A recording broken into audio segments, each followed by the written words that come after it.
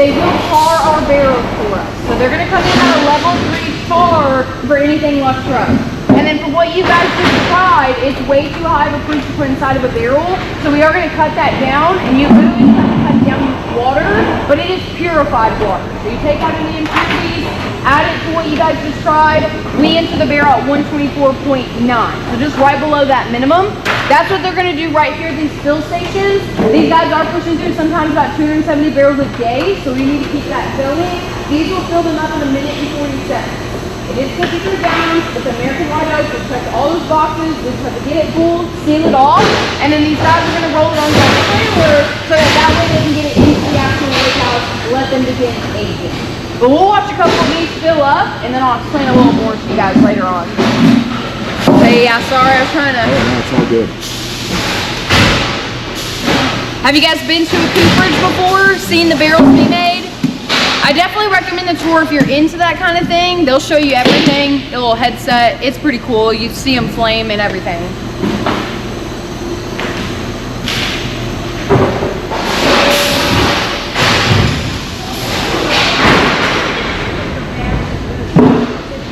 Say it one more time.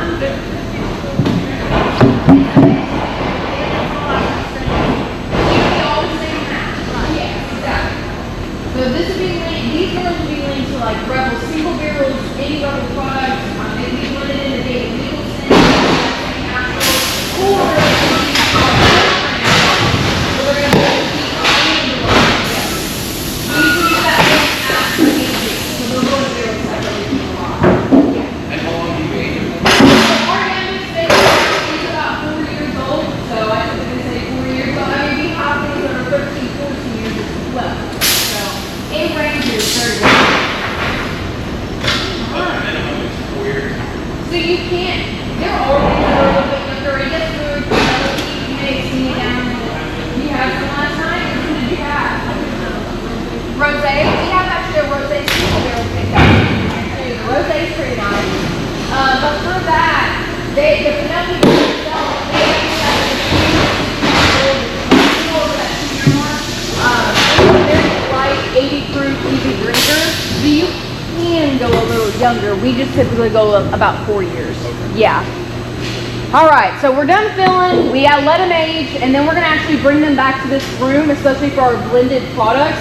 They're gonna dump them in here. They're gonna do that because we are bottling in St. Louis. We're still using those lines that we started with in 1958. So they will load it up on a tanker truck and send it off to St. Louis. Now, if one of you guys in here bought a single barrel, your barrel would not be dumped into anything. They would wait, they'll send it on a trailer, bottle it in St. Louis, because we don't need a whole big truck just for one little barrel. So it is 2 separate processes, but I'm gonna show you guys the dumping process. So if you wanna go all the way down to the end of the yellow gate, I'll be right behind you.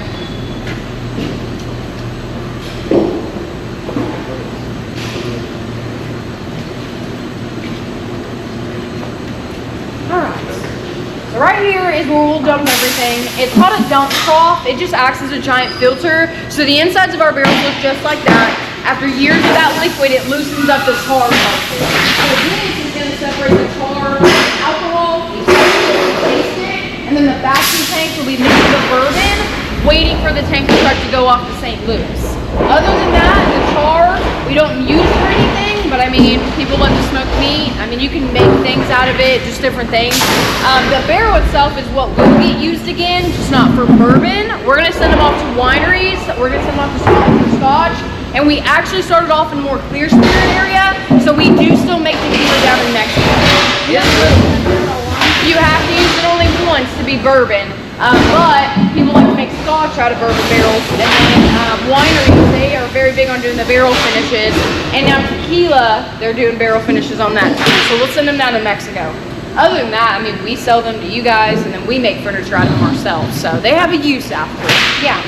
But let me attempt to get around here.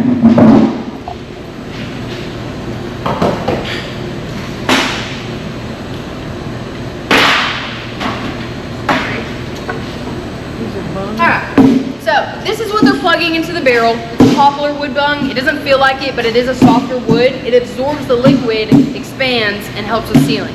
This one's gonna go to you though. So it's gonna be a little souvenir. Somebody after the tour wants to remind me, I'll stamp it. It'll say Lux Row, okay?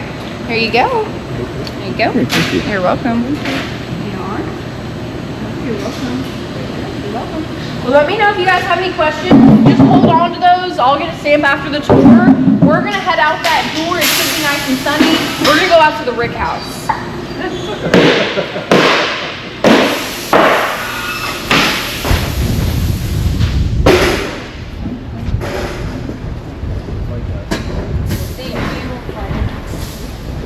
Yeah, we'll walk down the path here.